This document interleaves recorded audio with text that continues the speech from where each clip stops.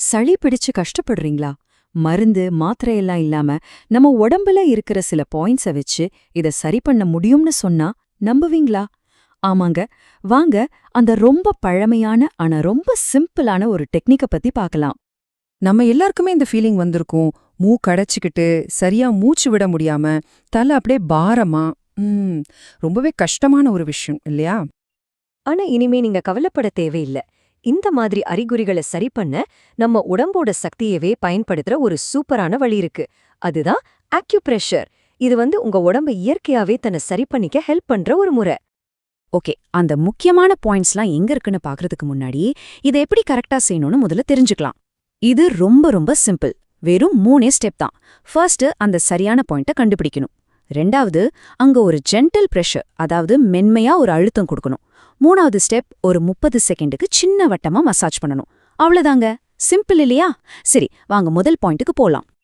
இப்போ நாம இந்த பகுதியோட முக்கியமான கட்டத்துக்கு வந்திருக்கோம். சளியிலிருந்து உடனடியா ரிலீஃப் கொடுக்கற அந்த 2 மேஜிக் பாயிண்ட்ஸ் எதுன்னு பார்க்கலாமா? நாம பார்க்க போற முதல் பாயிண்ட் யிங் சியாங். இது எங்க இருக்குன்னு கேக்குறீங்களா? ரொம்ப சிம்பிள். உங்க மூக்கோட 2 ஓரத்திலையும் அந்த சிரிக்கும்போது ஒரு மடிப்பு வரும் இல்லையா? அந்த மடிப்பு ஆரம்பிக்கிற இடம்தான். நீங்க உங்க விரலால லேசா தொட்டு பாருங்களேன். அங்க ஒரு சின்ன பள்ளம் மாதிரி தெரியும். அதுதான் அந்த பாயிண்ட். சரி, இந்த யிங் ஷியாங் பாயிண்ட்டை ஸ்டிமுலேட் பண்றதால என்ன ஆகும் தெரியுமா?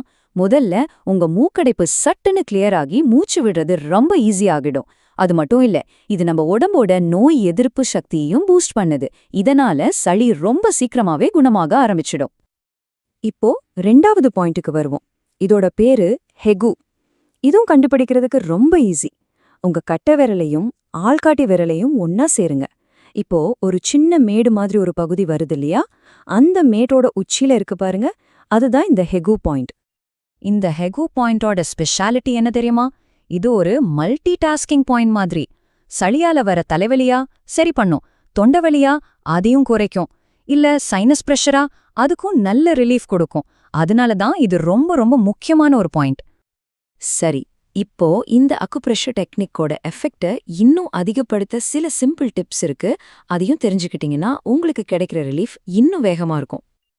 நீங்க அக்யூப்ரெஷர் செய்யும்போது கூடவே இந்த 2 விஷயத்தையும் செஞ்சா பலன் டபுள் ஆகும். ஒன்னு, வெதுவெதுப்பான தண்ணி குடிக்கிறது. இது உங்க உடம்புல இருக்கிற நச்சுக்களை வெளியேத்த உதவும். ரெண்டாவது, நல்லா ஆழ்ந்து மூச்சு இழுத்து விடுறது, அதாவது டீப் பிரீத்திங். இது உங்க உடம்புக்குள்ள ஆக்சிஜன் சப்ளையை அதிகப்படுத்தி ஹீலிங் ப்ராசஸ வேகப்படுத்தும். இதுல நாம புரிஞ்சுக்க வேண்டிய ஒரு முக்கியமான விஷயம் என்னன்னா, அக்யூப்ரெஷர்ங்கிறது சும்மா அறிகுறிகளை மறைக்கிற ஒரு தற்காலிக தீர்வு கிடையாது. இதுக்கு பதிலா உங்க உடம்பு இயற்கையாவே தன்னைத்தானே சரி செஞ்சுக்கிற சக்திக்கு ஒரு தூண்டுதலா இருக்கு. இதுதான் இந்த முறையோட அடிப்படையே. அப்போ அடுத்த தடவை உங்களுக்கு சளி பிடிச்சா உடனே மாத்திரையை தேடாம உங்க கைகளே நம்பி பாருங்களேன்.